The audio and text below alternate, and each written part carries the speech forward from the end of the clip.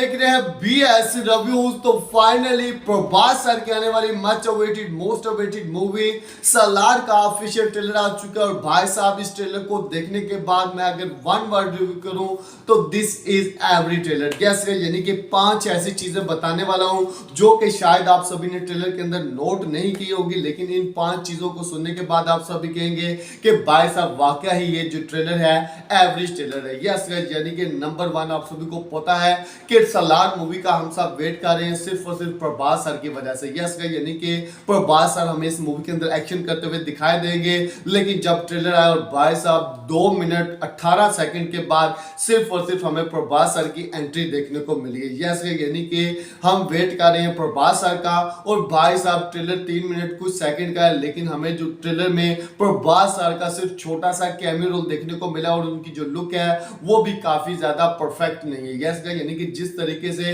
Prithviraj sir को look दी गई है, लेकिन प्रभास सर को ऐसी लुक नहीं दी गई है। और वहीं अगर बात करें सेकंड की, तो भाई साहब सेकंड में आप सभी ने देखा होगा कि ये जो मूवी है पूरी की पूरी black and white dark movie है। यस यानी कि KGF के सेट पर भले इस मूवी को शूट किया गया है, लेकिन भाई साहब जो चीजें KGF में हमें देखने को मिली थी इस मूवी के अंदर देखने को नहीं मिली। और वहीं अगर बात करें थर्ड चीज की, तो भाई साहब थर्ड चीज आप सभी ने नोटिस की होगी कि इस मूवी का जो BGM है, यस यानी कि आप सभी को पता है कि नॉर्मली जब मूवीज के ट्रेलर आते हैं तो भाई साहब ट्रेलर के साथ साथ जो BGM हमें देखने को मिलता है वो बहुत ज्यादा कमाल का होता है। लेकिन यहाँ पर पूरा ट्रेलर चला गया, लेकिन भाई साहब किसी ने नोट ही नहीं किया कि इसके बैकएंड में कोई BGM भी चल रहा है। यस यानी कि BGM के बगैर हम सब ने ट्रेलर देखा है। और नंबर 4 पर अगर बात करें तो भाई साहब आप सभी ने देखा होगा कि इस ट्रेलर में सबसे ज्यादा जो किसी चीज को मेजॉरिटी दी गई है वो पृथ्वीराज सर को है। यस यानी कि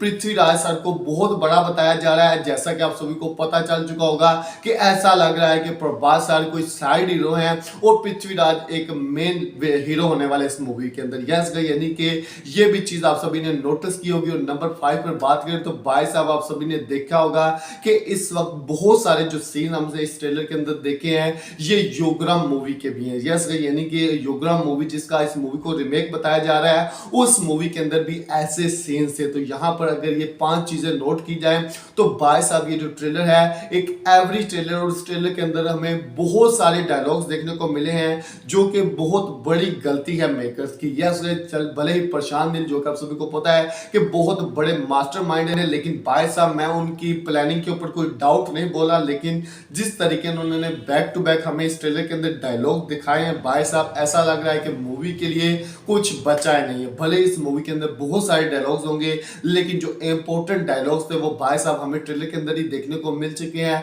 और मुझे जो सबसे ज्यादा दिक्कत हो रही है वो भाई साहब इस मूवी के BGM से और प्रभास सर की लुक से है। यस गाइस आप पर्सनली अगर प्रभास सर के फैन हैं तो आप सभी ने भी नोटिस किया होगा कि प्रभास सर को उस तरीके की लुक नहीं दी गई जिस तरीके से पृथ्वीराज सुकुमारन को दी गई है। तो दोस्तों आप कितने ज्यादा एक्साइटेड है इस मूवी के लिए और इस ट्रेलर को देखने के बाद आप सबकी क्या फीलिंग्स है हमें कमेंट जरूर लाइक करें, सब्सक्राइब करें ताकि आप इस वीडियो को देख सकें।